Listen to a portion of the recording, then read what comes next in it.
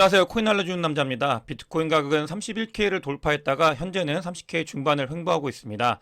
비트코인 가격이 오를 때 비트코인 및 비트코인 캐시, 라이트코인 등이 같이 상승을 했는데 왜 가격이 상승을 했는지 이유를 살펴보고 비트코인과 코인 시장이 장이 좋은데 그 좋은 이유에 대해서 전체적으로 점검해보는 시간을 가져보겠습니다.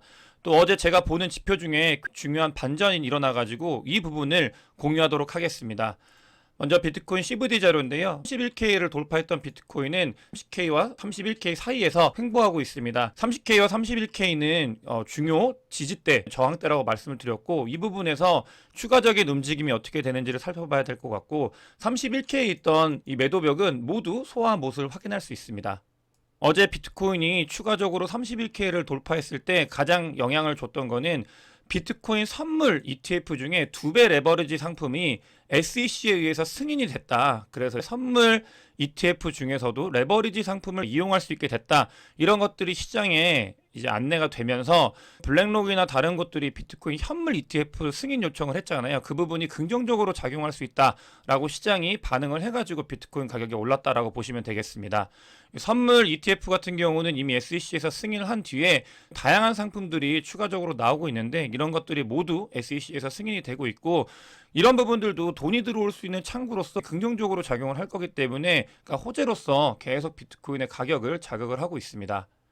블랙록의 CEO인 레리 핑크 같은 경우는 2017년도에는 비트코인에 대해서 회의론자였는데 최근에 비트코인이 좋다라는 식으로 계속 발언을 이어나가고 있습니다.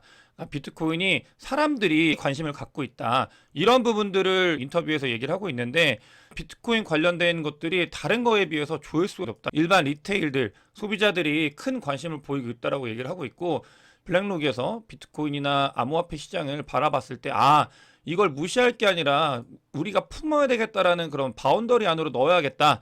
이렇게 생각의 전환이 되는 가장 큰 계기가 됐을 거고 지난 영상에서도 미국 크립토 투자자들, 젊은 사람들, 그 다음에 돈의 움직임 이런 것들을 말씀드리면서 암호화폐 시장을 절대 무시할 수 없는 시장이다라고 인지를 했다라고 말씀을 드렸는데 그런 부분들이 실제 인터뷰에서도 이야기를 하고 있습니다.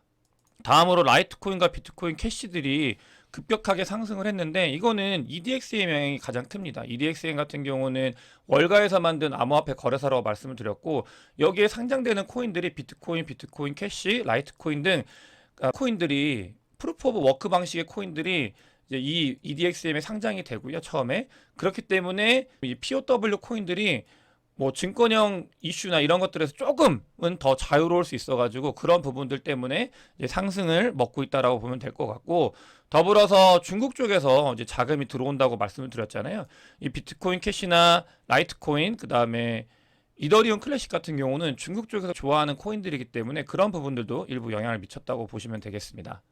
비트코인이 지표적으로 봤을 때 중요하게 보는 지표가 몇 개가 있는데 그 중에서 이 볼륨량 같은 경우는 거래량은 절대 속일 수 없는 지표이기 때문에 이 부분이 변화가 생겼습니다. 어떤 거냐면 연간 보시면은 볼륨량이 월간 볼륨량보다 작아지게 되는 월간 볼륨량이 이제 연간 볼륨량보다 커지게 되는 그런 시점이 도달을 했다. 그러니까 이제 트랜스퍼 볼륨인데 불장이 올 때 이런 부분들이 반등이 일어나거든요. 그 순간이 도달을 했다. 하락장에서 상승장으로 반전을 할 때 이런 모습이 일어나는데 이 거래량, 볼륨량, 트랜스퍼량 이런 것들은 모두 일맥상통하게 거짓말을 할 수 없는 그러니까 불장으로 전환됐을 때 리테일들이 움직이는 걸 바라볼 수 있는 지표인데 그 부분이 반전을 드디어 이뤄냈다라는 걸 볼 수 있고 지난번 31K에 갔을 때는 이게 반전을 못 했었어요. 그렇기 때문에 추가 하락에 대해서 할 수 있구나라는 생각을 했는데 이 부분이 반전을 했고 그렇기 때문에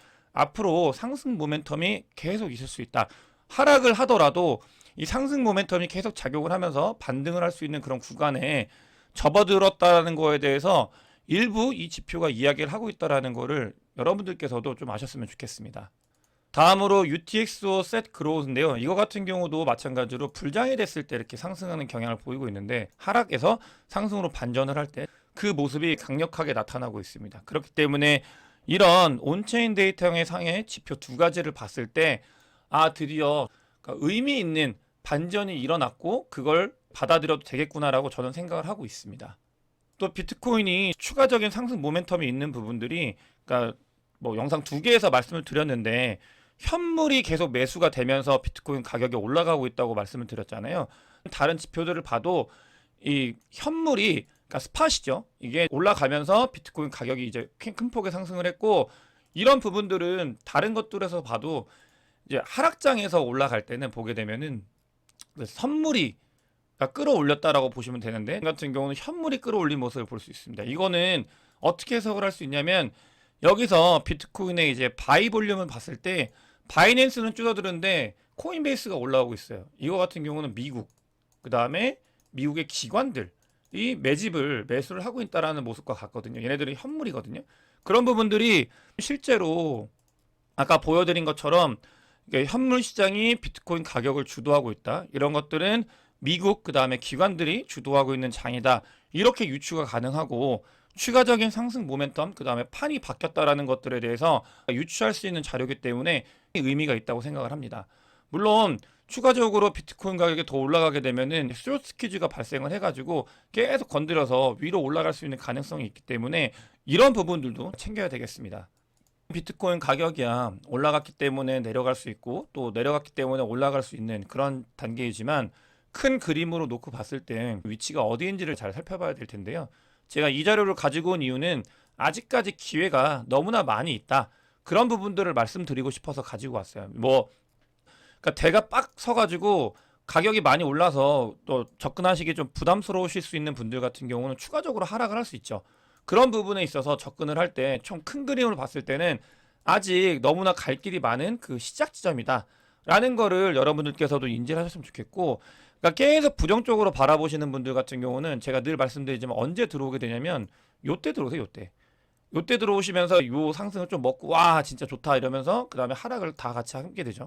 그런 사람들이 보통 어떻게 하면 2years 온체인 데이터 상에 이제 고래들이나 그 다음에 리테일들이 이렇게 해서 물려가지고 이 롱텀 홀더들, 쇼텀 홀더 SOPR, 롱텀 홀더 SOPR 제가 자주 말씀드리는데 롱텀 홀더 SOPR에 이 물리시는 분들이 보통 이렇게 많이 들어오시거든요. 그렇기 때문에 아직 기회가 있는 장이기 때문에 기회를 잘 엿보고 만약에 하락을 한다고 하면은 그러니까 이제 하락했기 때문에 역시 내가 맞았어. 계속 하락하겠지가 아니라 어떻게 전략적으로 이 안에 들어올까에 대해서 고민을 하는 그런 장이 되셨으면 좋겠습니다. JP 모건은 크립토에 관심이 많고 뭐 JP 모건의 CEO인 다이먼 같은 경우도 욕을 했다가 욕을 하면서도 행동은 이런 코인들 관련되는 디벨롭을 하고 있는데 실제로 JP 모건의 코인이 발행이 됐고 그게 유로존에 예금을 예치할 때 그 다음에 트랜스퍼를 할 때 실제로 쓰이려고 파일럿 테스트를 하고 있는 것 같아요. 그렇기 때문에 이제 이런 전통 금융권에서도 이 암호화폐 시장과 그 다음에 블록체인 기술이 워낙 이 송금이나 결제 시스템에 출중하기 때문에 이런 것들을 계속 테스트를 하고 있고 실제 행동으로 옮기고 있다라는 게 기사로 떴고요. 다음으로 미국 상원의원이 이걸 가지고 온 이유는 SEC의 코인베이스 제소는 이해할 수 없다. 그렇기 때문에 코인베이스는 미국 의회에서도 그러니까 봐주려고 하는 그런 뉘앙스가 있습니다. 다만 바이낸스는 도메스틱이 아닌 라지 기업, 그 다음에 인터내셔널이기 때문에 규제 당국이 바이낸스를 규제하는 이유는 어느 정도 이해할 수 있다 이렇게 써 있는데 미국 기업이 아니란 소리죠. 그렇기 때문에 규제를 하고 미국 거로 다 가져가겠다. 이런 것들을 엿볼 수 있는 기사고요. 이걸 갑자기 생뚱맞게 가져온 이유가 뭐냐면 지난번 하락장에 제가 말씀을 드렸었는데 여러 가지 변수가 하락장에 요인을 했는데 제가 챙기지 못했던 게 우크라이나 러시아 전쟁에 대해서 챙기지 못했었어요. 이게 지정학적 변수가 될 거라고 생각을 못했었는데 이게 하락장에 큰 영향을 줬었거든요. 그렇기 때문에 이거를 제가 보고 있다라고 말씀을 드렸었고 이건 뭐냐면 그러니까 러시아에서 군인들이 내분이 일어난 거예요. 프리고진 같은 경우는 우크라이나에 들어가가지고 싸우고 있는 약간 용병대 같은데 얘네들이 러시아로 다시 돌아갔다 이러면서 내분이 일어났거든요. 이거는 그러니까 어떤 일이냐면은 우크라이나 러시아 전쟁이 조기에 종료될 가능성이 있다. 2023년도에 종료될 가능성이 있다라는 걸 저는 여기서 보게 되고요. 그렇기 때문에 전쟁 이슈가 이제 한꺼풀 없어지게 되면 그 다음에 재건이 일어나고 또 미국에서는 뭐 여러 가지 일들이 일어날 수 있기 때문에 긍정적인 방향으로 저는 바라보고 있습니다. 어제 같은 경우는 FTX가 이제 FTX 2.0으로 부활할 가능성이 많이 커졌다라고 하면서 그러니까 FTX 관련되어 있는 코인들 세럼이나 FTT 코인들이 큰 폭의 상승을 했습니다.